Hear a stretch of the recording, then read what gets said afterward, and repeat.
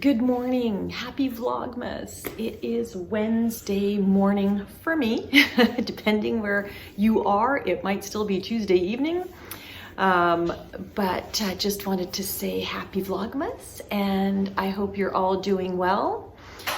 Today we are heading out. I'm layered up because this time of year the mornings start quite cool. But within a couple of hours you're peeling everything off because it gets quite warm. So you have to have, lots of layers, always a smart plan. It's better to be overdressed and take things off than to be too cold. That's my theory. But I'm caddying for Patrick today, so that should be kind of fun. As for knitting, not a lot of knitting content today. As a matter of fact, there's zero. I'm just saying that right now. There's zero. I got no crochet done. I got no knitting done. And I won't have that opportunity today either. However, I did start looking, so I wanted to share with you that, through Vlogmas, as I'm looking for content and nice photos to sort of show, I keep going through my photo library. And it became very clear to me that I am not good at putting things on Ravelry, because I was coming across all sorts of sweaters and socks and shawls that I've made that are not on my Ravelry page. And I thought, how does that happen? How can I knit so many things and not put it on Ravelry? Because I thought, I was putting things on Ravelry on a regular basis. Well, so I went to Ravelry and I decided, okay, Linda, why don't you just add 1 or 2 projects to Ravelry? So I went into the project section, got my list of projects, and then a whole new rabbit hole opened up for me. Oh my goodness. I don't know if you know this or not, but I'm gonna see if I can share this with you. I hope you can see this on the screen as I share it. So that is what the Ravelry page looks like, right? That's just your list of your projects. Well, if you notice in the top menu bar, right about there, the top index bar, it starts with your projects. Oh, it's already got my categories. But anyway, you'll see that there is right about here down in that list is the word organize. I had no idea what that was. So I clicked on that button that says organize, and I don't know if this is a new feature. You probably all know about this. I did not know about this. Anyway, so then you get this page called organize, and it comes up like this. And on this side, you get a little button. I'm trying not to drop my iPad. You get a little button that says create. You can create categories for all your projects. I love lists. I love making lists of to-do, and I love categorizing, and I love organizing, and I love decluttering. And okay, so this was a breakfast treat for me. So I started creating categories. And okay, keep in mind, all I wanted to do was add a few projects to Ravelry. So I ended up adding some categories, and I decided I would do, so I looked at my projects and I sort of bucketed them, and I sort of bucketed them into cowls, shawls, sweaters. I broke into 3, cardies, pullovers, and tees. Hats, decorations, gnomes, stuffies, socks, and then I separated socks out into regular socks and Christmas socks.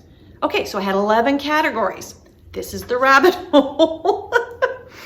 So I ended up, so then I went through and I categorized them all, and what you do is you choose a category and you also put in a word that is going to be like a tag word. So for example, decorations, I'm hoping you can see this, you put in a tag word under decorations. Mine's the same as the name for this set. It's called a category, it's called a set actually. Create a set, but it's actually categories. So if you just substitute the word set for category, so this is decorations, and then you can, create different subsets of your category. Anyway, needless to say, I started, go back to organize. I started putting all this together. It was so easy. You should try it if you have not.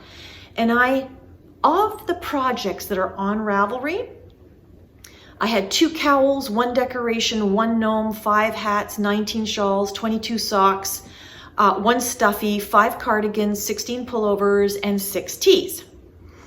And then I started thinking, 19 shawls. I don't have 19 shawls in my closet. And what is this? 28 sweaters. I don't have 28 sweaters in my closet.